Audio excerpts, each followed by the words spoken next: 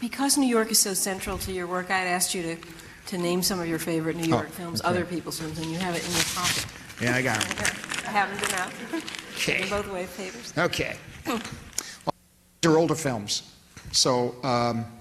I had a feeling they would be. Yeah, they're older, but anyway, there's a few black and white ones that Sweet Smell of Success in 1957, On the Waterfront in 1954, a film that a lot of people should see again on a big screen, A Hat Full of Rain. On a big screen in black and white scope, this picture, New York.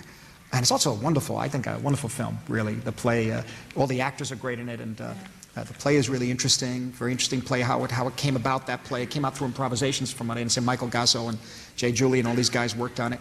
And it's remarkable, the widescreen black and white down by the projects, down near the Manhattan Bridge in that area.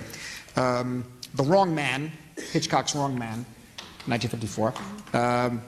Killer's Kiss is a beauty, that Stanley Kubrick film that he made in New York.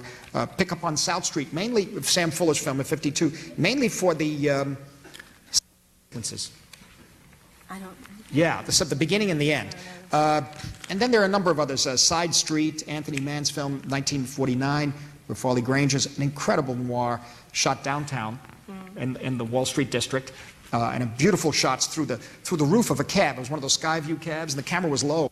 People are in the foreground here. You can see right up to the building. It's quite something. Naked City, of course, has some extraordinary stuff on the bridge. Kiss of Death. And there was 1947. There was a film called City Across the River, and what was that? 1949. It was Universal International. Tony Curtis. He played a young street tough.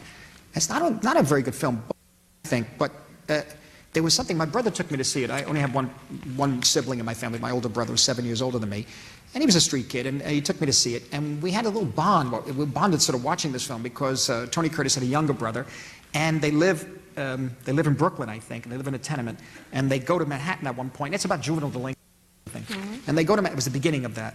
And they go to Manhattan, and I'll never forget the scene of them in the park. Now for me, it's corny. It's of a traditional, how should I put it, a conventional formula, but it worked. I mean, I was 7 years old. I'm watching this, and the park seemed so nice. You know, there was fountains and people were running, and I'll never forget the shot when the montage dissolved and they're climbing up the stairs back at their tenement.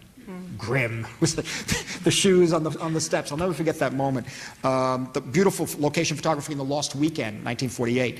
A film that was really interesting, film called The Thief, 1952, that a guy named Russell Rouse directed.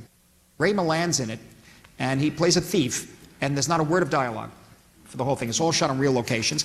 And Cry of the City, a Double Life, George Cukor's film with Ronald Colman. The exteriors are amazing. And actually, the scene where the exterior of the restaurant, the Italian restaurant he goes to, and he meets whom he later kills, thinking he's Othello. That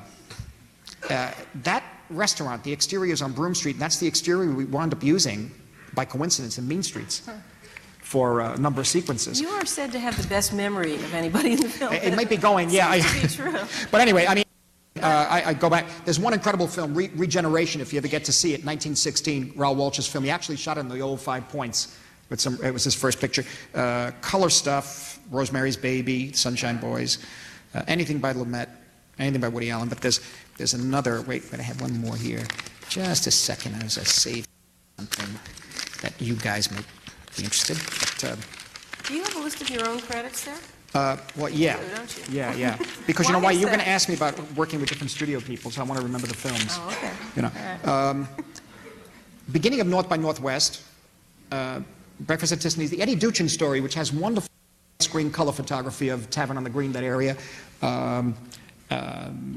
When Worlds Collide, which is a film about a meteor hitting the Earth in 1952, I think. It was beautiful color, and it has this extraordinary special effects scene of 42nd Street Bond close, the Bond close sign, and it has all this rushing and a tidal wave rushing in, and that became, of course, Deep Impact in those movies later. Spielberg did the remakes of.